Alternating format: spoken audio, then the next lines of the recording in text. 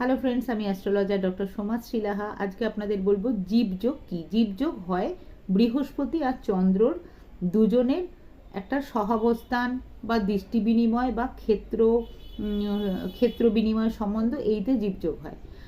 ধরুন কারুর চার্টে জন্ম ছকে কর্কট রাশিতে বৃহস্পতি, মীন রাশিতে চন্দ্র বসে আছে, তাহলে কি হচ্ছে, বৃহস্পতি আর চন্দ্র একে অপরের ক্ষেত্র বিনিময় সম্বন্ধ করলো এবং বৃহস্পতির নবম দৃষ্টি দিয়ে চন্দ্রকে দেখছে।